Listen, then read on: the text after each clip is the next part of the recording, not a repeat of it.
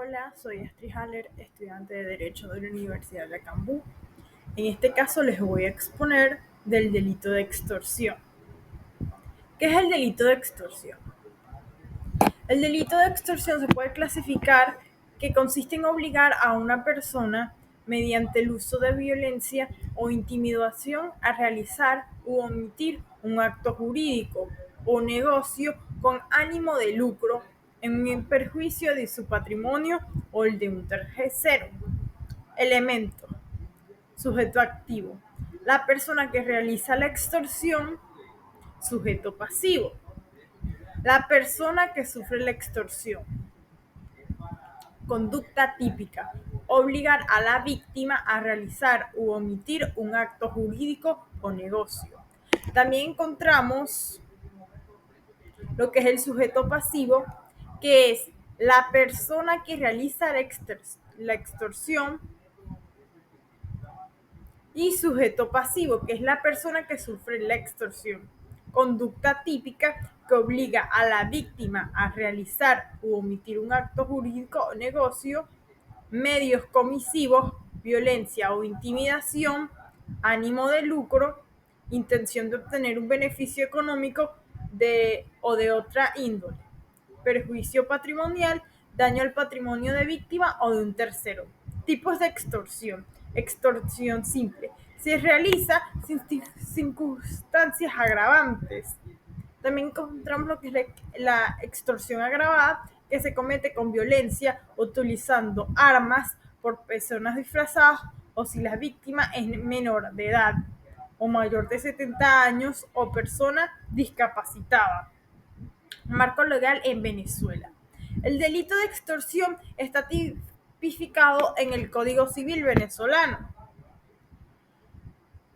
También podemos ver que se encuentra en el artículo 462, que establece lo siguiente: que quien con el fin de obtener para sí, otro o un provecho injusto, obligue a alguna persona a dar, hacer o dejar de hacer o tolerar algo mediante violencia o amenaza de un daño inminente, será castigado con prisión de 4 a 8 años. Ahora, ¿qué es el delito del secuestro? Siguiendo este mismo tema. El secuestro es un acto ilícito que consiste en privar a una persona de su libertad, reteniéndola en contra de su voluntad, con el fin de obtener un rescate o algún otro tipo de beneficio. Ella cuenta con sus elementos, los cuales voy a decir ahora. Elementos del delito del secuestro. Sujeto activo. Las personas o grupos de personas que cometen el secuestro. Sujeto pasivo. La persona que es privada de su libertad. Conducta típica. Privar de la conducta o de la libertad a la víctima, reteniéndola en contra de su voluntad. Finalidad. La finalidad obtener es un rescate, beneficio económico o cualquier otro tipo de venta. Tipos de secuestro. Secuestro simple. Se realiza sin circunstancias agravantes. Secuestro agravado. El secuestro agravado se comete con violencia utilizando armas como personas disfrazadas o víctimas o menores de edad, como ya había dicho antiguamente. Marco legal. El delito de secuestro está en el Código Civil venezolano, también lo podemos encontrar en el artículo siguiente, que es 452, que establece lo siguiente: que con el fin de obtener para sí otro provecho injusto, prive a alguna persona de su libertad, será castigado con prisión de 10 a 20 años. Ante el secuestro con la extorsión, son delitos graves que atentan contra la libertad y el patrimonio de las personas, pero presentan diferencias importantes debido en cuanto a la naturaleza de los elementos constitutivos. A continuación, detallaré los principios y diferencias entre ambos delitos. 1. Privación de libertad. Secuestro. La principal característica del secuestro es la privación de libertad de la víctima, quien es retenida en contra de su voluntad. La diferencia de la extorsión es que En extorsión, la víctima no es privada, en el cual, o sea, no es privada de su libertad, en el cual es coaccionada mediante violencia o intimidación para que realice u omita un acto jurídico o negocio.